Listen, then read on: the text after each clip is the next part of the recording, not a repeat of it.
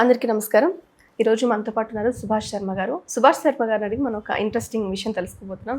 గురుగారు నమస్కారం. శ్రీమాత్రే నమః. ఈరోజు నేను అడగాలనుకుంటున్న టాపిక్ ఏంటంటే, సాధారణంగా నాగదేవతని పూజించే ఆచారం మనందరికీ ఉంది. ఈ పండుగల సమయంలో దేవతారాధనలో నాగదేవతలకు ప్రత్యేకమైన దినాలు కూడా ఒక పర్టికులర్గా ఒక రోజు కూడా ఉన్నాయి. నాకు నవనాగులు అనే పదం తెలుసు. బేసికల్గా ఈ నవనాగుల్లో నాగు అంటేనే విషసర్పం లేదా కరుణించే దైవంగా మనం పూజిస్తాం. ఇందులో దేవతల దగ్గర ఉండే నాగులు వేరు, అసలు నాగులు ఎక్కడ ఉంటాయి, వీటన్నిటి గురించి చాలా డౌట్లు ఉన్నాయి, ఎన్నో తెలుసుకోవాల్సిన విషయాలు ఉన్నాయి. ఈ నవనాగులు మనం పూజించే దాని గురించి కొంచెం వివరణ ఇస్తారా? తప్పకుండా. ముందుగా వీక్షిస్తున్న ప్రేక్షకులందరికీ శ్రీమాత్రే నమః, శ్రీ గురుభ్యో నమః. ఓం జ్ఞానినాంనపి చేతాంసి దేవి భగవతీ హిసా బలాయ కృషమోహాయ మహామాయ ప్రయశ్చతి. మన హిందుత్వంలో ప్రతి ఒక్కదాన్ని పూజించే ఆచారం కేవలం మన హిందుత్వంలో మాత్రమే ఉంది. చెట్టుని పూజిస్తాము, పుట్టని పూజిస్తాము, నాగదేవతల్ని పూజిస్తాము, రాళ్లను పూజిస్తాం, ప్రతి ఒక్కదాన్ని పూజిస్తూ ఉంటాం. ఎందుకంటే మన ఆధ్యాత్మికతలో ప్రతి ఒక్క దానిలో భగవంతుడు ఇమిడీకృతమై ఉన్నాడు అని చెప్పడానికి ప్రతి ఒక్కదాన్ని పూజిస్తాము. జీవం ప్రతి ఒక్క దాంట్లో జీవం ఉంది, కళ ఉంది, శక్తి ఉంది అని పూజిస్తూ ఉంటాం. అందులో మీరు అన్నట్టుగా నాగదేవతలు కూడా మన ప్రామాణికంలో చూస్తే గనక, మీరు పురాణాల్లో కనుక చూసినా, వేదంలో కనుక చూసినా, శాస్త్రంలో కనుక చూసినా, ఎక్కడ చూసినా ప్రతి ఒక్క భగవంతుడికి నాగదేవతతో సంబంధం ఉంటుంది. నాగదేవతతో సంబంధం లేకుండా ఏ భగవంతుడు కూడా లేడు. ఎగ్జాంపుల్గా మనం చూసుకుంటే శివుని చూసుకుంటే మెడలో పామును వేసుకుంటాడు. అలాగే విష్ణుమూర్తిని చూసుకుంటే ఆదిశేషుడు ఉంటూ ఉంటాడు. సుబ్రహ్మణ్య స్వామిని అయితే పూర్తిగా మనము సర్పాకారంలోనే పూజిస్తాం. జంట నాగులుగా ఉన్నటువంటి దాన్ని సుబ్రహ్మణ్య స్వామిగా పూజిస్తుంటాం. గణపతి ఉన్నాడు, మనం మొట్టమొదటిగా పూజ చేసేటటువంటి గణపతి. ఆయన యజ్ఞోపవీతాన్ని కూడా ఆ యొక్క నడుముకి కూడా కట్టుకున్న యజ్ఞోపవీతం కూడా నాగాభరణంగానే చెప్పేటటువంటి ఆచారాలు కూడా ఉన్నాయి. అయితే ఇలా ప్రతి ఒక్కదానికి కూడా నాగదేవతతో సంబంధం లేకుండా ఏ భగవంతుడు కూడా మనకు లేడు. అమ్మవారిని చూసినా నాగదేవతలు కూడా ఉన్నారు మనకు. అలా నాగదేవతలు నివసించేటటువంటి ప్రదేశం వచ్చేసి పాతాళ లోకంలో నాగదేవతలు ఉంటారు. అంటే దేవతలు అసలు నాగులు అనేవి పాతాళ లోకంలో ఉంటాయి. అంటే దేవతా సర్పాలు మాత్రమేనా? లేదు, దేవతా సర్పాలు మాత్రమే పాతాళ లోకంలో ఉంటాయి. రెండోది ఏంటి అంటే గనక, మామూలుగా సర్పజాతి అనేటటువంటిది, నిజానికి దీనికి ఒక కథ ఏంటి అంటే గనక, పూర్వకాలంలో ఏంటి అంటే కనుక మనకు పరీక్షిత్ మహారాజు యొక్క కుమారుడైనటువంటి జన్మేజయుడు సర్పయాగం చేస్తాడు. ఎందుకంటే తన యొక్క తండ్రి పాము కాటుతో చనిపోయాడు కాబట్టి, తక్షకుడు యొక్క పాము కాటుతో చనిపోయాడు కాబట్టి, ఆ తక్షకుడు మీద ఉన్నటువంటి కోపముతో ఆయన సర్పయాగాన్ని నిర్వహించేసరికి ఆ సర్పాలన్నీ కూడా వెళ్ళి ఆటోమేటిక్గా ఆ యజ్ఞకుండంలో పడిపోతూ ఉంటాయి. అలాంటి సందర్భంలో పరీక్షిత్ మహారాజుని ప్రసన్నం చేసుకొని ఒక మహాముని, ఈ విపత్తంతా కూడా లోక వినాశనానికి దారి తీస్తుంది కాబట్టి దీన్ని ఆపేయాలని చెప్పేసి పరీక్షిత్ మహారాజుని ప్రసన్నం చేసుకుని, అంటే అతని యొక్క ఆత్మశక్తిని ప్రసన్నం చేసుకొని జన్మేజయుడిని ఆపించేశాడు. ఆ మిగిలినటువంటి పాములన్నీ కూడా ఏవైతే బ్రతికాయో దానికి అనుసంధానంగా చేసుకునేటటువంటిది మనం నాగపంచమి, గరుడ పంచమి చేసుకుంటాం. మనకి శ్రావణ మాసంలో వస్తుంది, అందుకే ప్రతీకగా ఇది చేసుకుంటాం. అంటే మిగిలినటువంటివి బ్రతికాయి కాబట్టి ఆ రోజున పాములకు మరొక జన్మ కాబట్టి ఈ రకమైనటువంటి నాగపంచమిని చేసుకుంటాము అనేటటువంటిది కూడా ఉంది. రెండవది ఏంటి అని అంటే కనుక, నాగజాతి అనేటటువంటిది దేనికి సృష్టించబడింది అని అంటే, పూర్వకాలంలో ఏంటి అని అంటే కనుక మనకు క్షీరసాగర మథనం జరిగినప్పుడు మనకు ఒక సర్పం యొక్క ఆకారం మనకు కనిపిస్తూ ఉంటుంది. ఎవరైనా చూస్తే కనుక ఆ సర్పాకారం అనేది ఆదిశేషుడు సర్పం. అది ఆ ఆదిశేషుడిని పట్టుకొని మనము ఆ యొక్క అంతర్మథనం చేస్తూ ఉన్నాం. అలాంటి సందర్భంలో ఆదిశేషుడికి సాక్షాత్తు విష్ణుమూర్తి వరం ఇచ్చారట. మీ అందరూ కూడా, అంటే నీతో సంతతి ఎవరైతే పొందుతారో ఆ జాతి అంతా కూడా దేవతా సర్పాలుగా విరాజిల్లుతాయి. కాబట్టి ఇప్పటి నుంచి మీ యొక్క స్థలం అనేటటువంటిది, ఏదైతే మీరు నివసించేటటువంటి ప్రదేశం ఉంటుందో అది పాతాళ లోకంలో నిర్ణయించబడుతుంది. అందుకే మనకు పుట్టలన్నీ కూడా భూమిలో నుంచే ఉంటూ ఉంటాయి. అంటే దాని లోకం పాతాళ లోకము.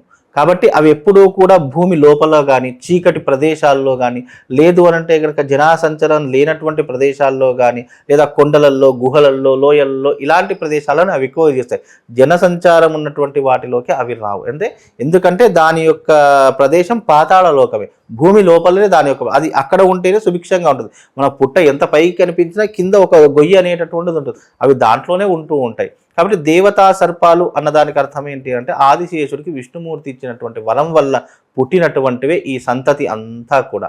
అవి దానికి అంటూ మనము దేవతా సర్పాలంటే కొన్నిటికి కొన్ని మహత్తరమైనటువంటి శక్తులు ఉంటూ ఉంటాయి. ఆ శక్తుల్ని శక్తి ఉన్న సర్పాలు గురించి ఇచ్ఛాశక్తి ఉంటుంది, తర్వాత కారణ శక్తి ఉంటుంది, కామరూప శక్తి ఉంటుంది, ఇలా అనేక శక్తులు ఉన్న అవి అవి మన పురాణాలలో చెప్పినటువంటివే తప్ప ఇప్పుడున్నటువంటి జనాలలో కనిపించవు. అవి కేవలం అవి చూడాలి అని ఒక మనిషి దానిని గ్రహించాలి, దాని శక్తిని తెలుసుకోవాలంటే మనిషి ఎన్నో రకాలైన తపస్సు చేస్తే తప్ప, లేదు ఆ శక్తి సాధన సాధిస్తే తప్ప అవి అవి మనం వినడానికి బాగుంటాయి తప్ప కంటికి కనిపించవు. అవి ఇప్పుడు అన్ని పాములు కూడా పడిగ విప్పలేవు.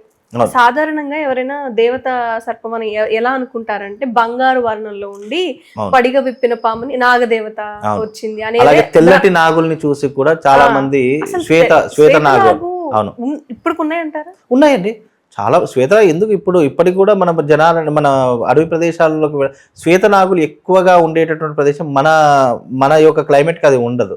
అది ఉన్నటువంటి ప్రదేశాలు వేరేగా ఉంటూ ఉంటాయి. కాబట్టి మన భారతదేశంలో ప్రతి ఒక్కటి ఉంది. వేదము శాస్త్రం ఏదైనా చెప్పింది అని అంటే అది తప్పకుండా ఉంటుంది.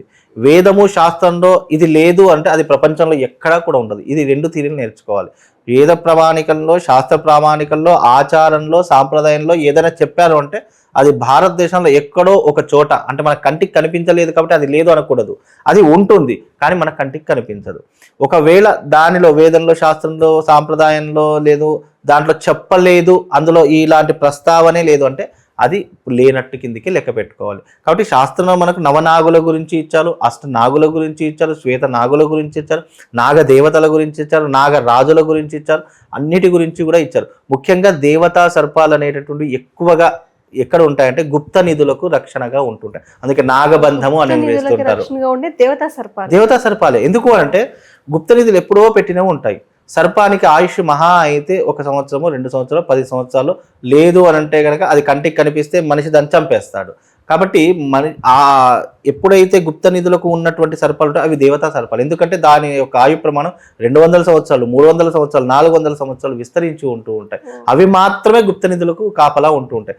ఒకవేళ కనుక అక్కడ ఉన్నాయి అని అంటే అవి తప్పకుండా దేవతా సర్పాలే అయి ఉంటాయి. లేదు అంటే దాని మీద మంత్రప్రయోగం చేసి దీనికి రక్షణలా ఉండాలి అని చెప్పేసి అప్పటి కాలంలోనే మంత్రశక్తితో ఆ సర్పాన్ని బంధించబడినటువంటి సర్పాలు ఉంటాయి. అలాంటివి దేవతా సర్పాలుగా చెప్పబడ్డాయి తప్ప మామూలుగా జనసంచారంలోకి తిరిగేటటువంటి మామూలుగా ఉండేటువంటి మామూలు సర్పాలు అవి. మామూలుగా ఈ సర్పజాతిలో ఇంకోటి ఏంటంటే సర్పాలు ఎప్పుడు కూడా హాని చెయ్యవు. దానికి ఏదైనా హాని చేస్తామేమో అని చెప్పి భయపడి మాత్రమే అవి మన మీదకి వస్తాయి తప్ప, లేదంటే యాక్చువల్గా సర్పాలను చూస్తే అవి ఆటోమేటిక్గా దాని వెళ్ళిపోతూ ఉంటాయి. దాన్ని వెంబడబడ్డా, దాన్ని కొడదామని చెప్పిన దాని చుట్టూ ఎవరైనా జనాలు గుమ్మిగూడినా అవి అనుకుంటాం. కానీ ఈ మనం సాధారణంగా సర్పం అనగానే ఈ శాస్త్రపరంగా కాకుండా అందరికి తెలిసిన భయంకరమైన సర్పం అంటే అనకొండ. అంటే పెద్దగా అది అనకొండ అనేది కాటు వేయదు, అది మనిషిని చుట్టేస్తుంటుంది. అవును, మింగేస్తుంది, చంపేస్తుంది. అవునవును. సో దాన్ని అసలు మనం ఇలా చూడడానికి లేదా, లేకపోతే ఈ అనకొండ గురించి మనం అనకొండ అనేటటువంటిది మీకు అమెజాన్ అడవులలో పెద్ద పెద్ద ఉంటుందని చెప్తారు. వాస్తవానికి ఏంటంటే కొన్ని ఎలా పుట్టాయంటే కథానుసారంగాను లేదా సినిమాలను చూసి పుట్టాయే తప్ప నిజానికి అంత పెద్ద అనకొండలు అనేటటువంటి నిజానికి ఉండవు.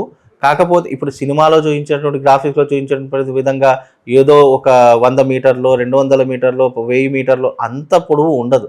దానికి ఉన్నటువంటి పరిమాణంలో ఒకవేళ అంత ఉంది అని అంటే కనుక అది మన కంటికి కనిపించదు, మన జనాలలోకి రాదు. ఒకవేళ అది కనిపించిన మానవ మాత్రుడు ఎవరు కూడా మిగలరు. అది సినిమా కోసం పరిమితమైందే తప్ప గాలి పోంచేసి బ్రతుకుతుంది అని చెప్తారు. అంటే సాధారణంగా కొంతమంది నేను విన్నా, నానుడో లేకపోతే నిజమో తెలియదు, సర్పం గాలి పోంచేసి బతుకుతుంది అంటే ఏం తినకుండా కూడా సర్పం బతికే ఉంటుందండి. వాస్తవమే. ఎందుకు అంటే సర్పానికి ఎవడు ఆహారం పెట్టడు. సర్పాలం కేవలం గాలి ద్వారా, లేదు దానికి ఉన్నటువంటి సంతతి లేదా అడవిలో తిరిగేటటువంటి ఏదో గుడ్లో, లేదు అని అంటే ఏదైనా ఇతర పదార్థాలు, చిన్న చిన్న కీటకాలు తిని బ్రతుకుతుందే తప్ప ఇప్పుడు సర్పాలు అనేటివి మీరు చూస్తే గనక చిన్న చిన్న కీటకాలు తింటూ ఉంటుంది, లేదా ఎలుకలను తింటూ ఉంటుంది. లేదు అంటే గనక ఇప్పుడు కప్ప ఎలుకలు ఇవి చాలా మట్టుకు తినడం చూస్తూ ఉంటాము. అలా వాటి యొక్క ఆహారం అనేటువంటి గాలి ద్వారా ఎక్కువగా అది పరిమితమై ఉంటుంది. కొన్ని సందర్భాల్లో దానికి ఏదైనా ఆహారం దొరికినా, లేదా మీరు అన్నట్టు కప్ప దొరికినా, ఎలుక దొరికినా అది వెంటనే మింగేస్తుంది లేదా తినేస్తుంది. అంటే ఈ పాలు పోయడం, పాలు గుడ్లు అనే కాన్సెప్ట్ తీసుకొచ్చారు. అవును అవును. నిజంగా ఎప్పటి నుంచో మన పూర్వీకులు పాలు గుడ్లు సమర్పించడం అనే ఆచారం ఉందా? గుడ్డు అనేటటువంటిది అయితే నాకు తెలియదండి. కాకపోతే పాములకు పాలే ఆహారము అని చెప్పడం మాత్రం నేను విన్నాను. అసలు ఎందుకు ఈ గుడ్డు అనే కాన్సెప్ట్, పాలు గుడ్లు లైక్ అనే కాన్సెప్ట్ ఎందుకు ఈ వచ్చింది? సినిమాల ప్రభావం అండి. గుడ్డు అనే కాన్సెప్ట్ అయితే లేదు ఇక్కడ. గుడ్లు అది గుడ్డు తింటుందా లేదా అంటే దాంట్లో ఉన్నటువంటి ఏదైతే పాలు తాగుతుంది 100%. పాములకు పాలే ఆహారం కదండి. అది వేదంలో ఉంది, శాస్త్రంలో ఉంది, అన్నిట్లో కూడా ఉంది. 100% పాలు తాగుతుంది. అది పాలు తాగకుండా అయితే ఉండదు, అది తాగుతుందండి. దానికి ఆహారం అదే. ఇప్పుడు ఈ అసలు సర్పజాతి గురించి మనం మాట్లాడుతున్నాం అంటే కొంతమంది ముఖ్యంగా అంటే ఒకసారి పేర్లు ఒకసారి అనంత నాగు ఉంది, ఆది నాగు ఉంది, వాసుకి ఉంది, తక్షకం ఉంది, ఐరావతం ఉంది, కర్కోటకం ఉంది, శంఖపాలం ఉంది. ఇలా చెప్పుకుంటూ పోతే దేవతా సర్పాలు 9 కావు, అనంతమైనటువంటి సర్పాలు ఉన్నాయి.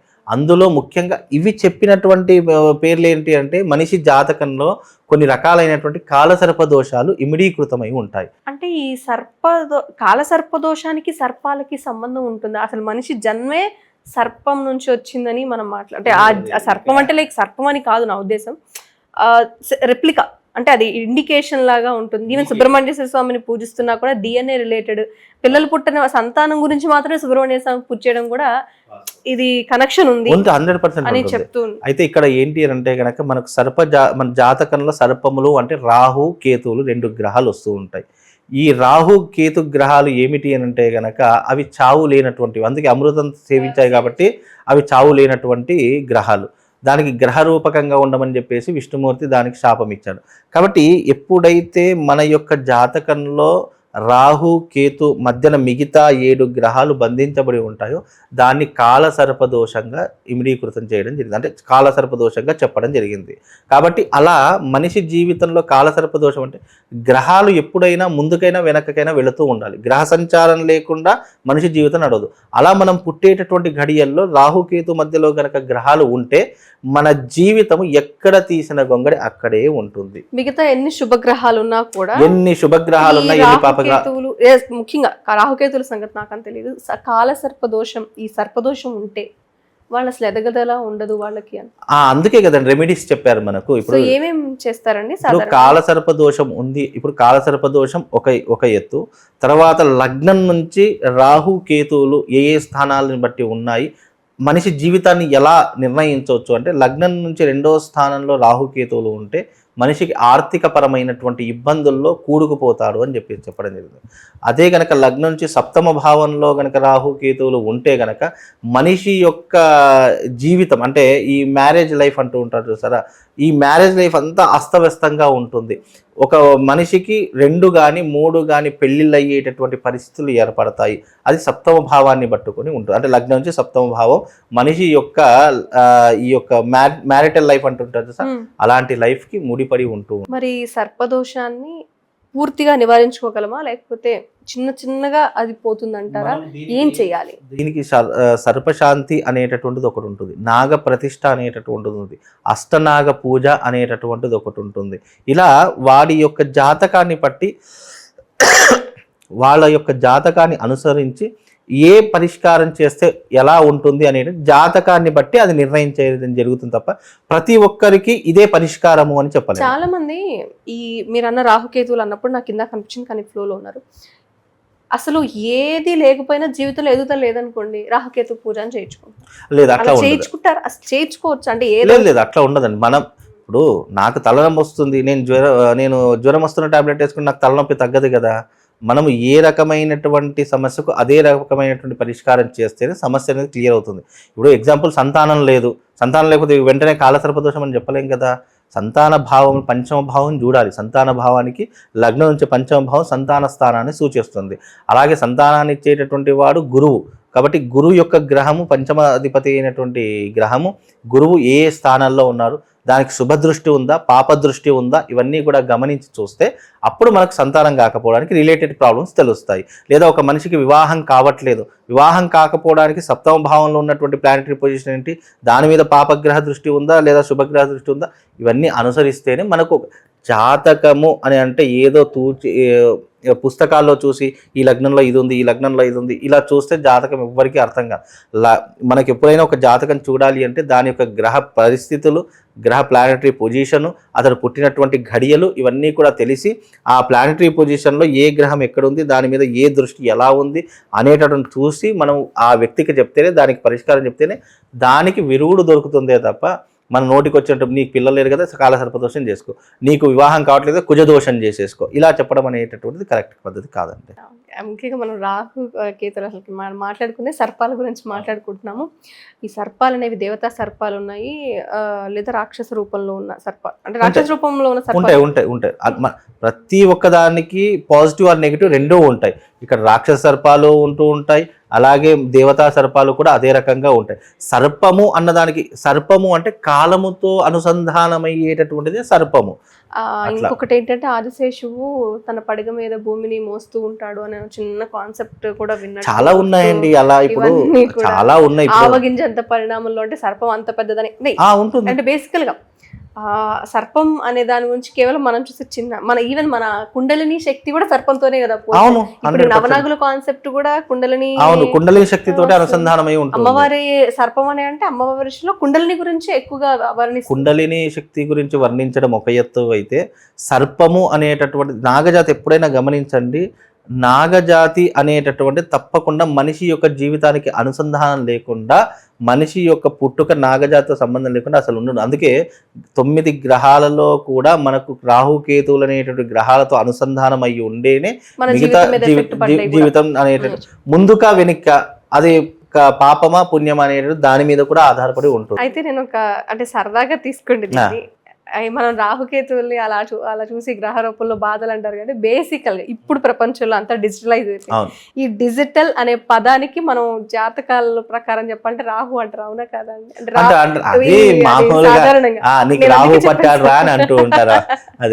నిజమేనా అండి? అదే అంటే లైక్ రాహు ఎఫెక్ట్ పాజిటివ్ గా ఉంటే లైఫ్ ఎదుగుతుంది, లైక్ అలాంటివి విన్నా. రాహు కేతువులు అనేవి ప్రతి ఒక్క మనిషి జీవితంలో నెగిటివే ఉండదు, పాజిటివ్ కూడా ఉంటుంది. ఇప్పుడు రాహు మహర్దశలో పుట్టినటువంటి వాడు చూసుకోండి, వాడు గొప్ప అపర మేధావి అయి ఉంటాడు.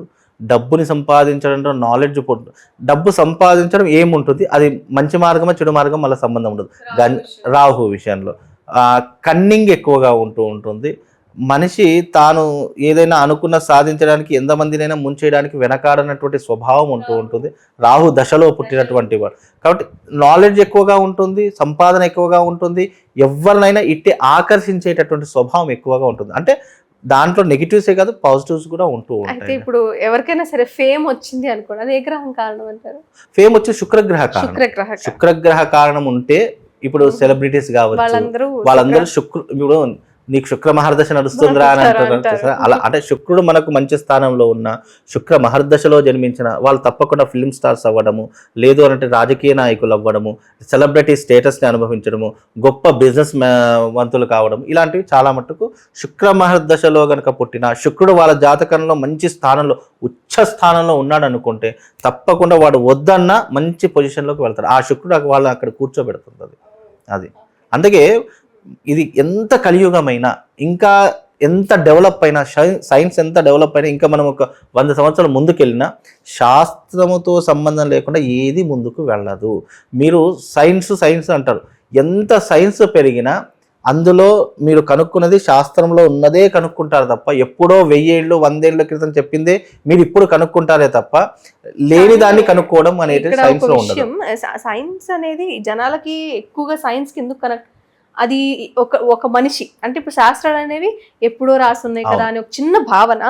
సైన్స్ అనగానే ఏంటంటే ఒక మనిషి తన కష్టంతో అది కెమికల్ రూపంలో ఉన్నదాన్నే కనుక్కుంటారు. ఎవరైనా ఇప్పుడు గాలి ఉంది కాబట్టి దానిలో ఫార్ములాలో ఏవేమి ఉన్నాయి, పొల్యూషన్ అన్ని తెలుసుకోవాలి, గాలి దానిలోనే ఉంటాయి. దాంట్లో ఇప్పుడు ఉన్నదాన్ని కనుక్కోవడము అని అంటే ఎప్పుడో కనుక్కున్న దాన్ని ఇప్పుడున్నటువంటి పరిజ్ఞానంతో కనుక్కొని మనిషికి అర్థమయ్యేలా చెప్పేటటువంటిది ప్రూవ్ చేయడమే సైన్స్. అంతే తప్ప ఇక్కడ లేనిదాన్ని కనుక్కోవడం, లేనిదాన్ని ఎవరు కనుక్కోలేడు కాబట్టి ఉన్నదాన్ని కనుక్కోండి. కానీ ఒక మనిషికి మంచితనంతో చెప్తే అర్థమవుతుంది, ఇంకో మనిషికి చెడుతనంతో చెప్తే అర్థమవుతుంది, ఇంకో మనిషికి కొడితే కానీ అర్థం కాదు. అంటే ఒక మనిషికి అర్థం కావడానికి రూపాంతరం చెందినటువంటి పేరే సైన్స్ తప్ప అందులో సైన్స్ అనే దానికి గొప్ప థియరీ అంటూ ఏం లేదు. ఉన్నదా ఇప్పుడు యుగ సహస్ర యోజన పరభాను అని చెప్పేసి ఉన్నది. అంటే ఎంత యుగ- distance? ఎంత డిస్టెన్స్ అనేది అప్పుడే మనకు తులసిదాస్ చెప్పేశాడు. అవును.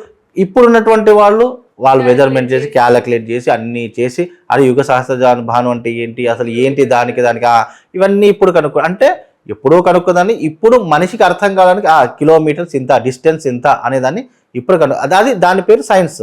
కానీ ఉన్నదాన్ని వీళ్ళు కొత్త రూపంలో కనుక్కుంటున్నారు తప్ప పెద్ద చెప్పేది ఏం లేదు సైన్స్ లో.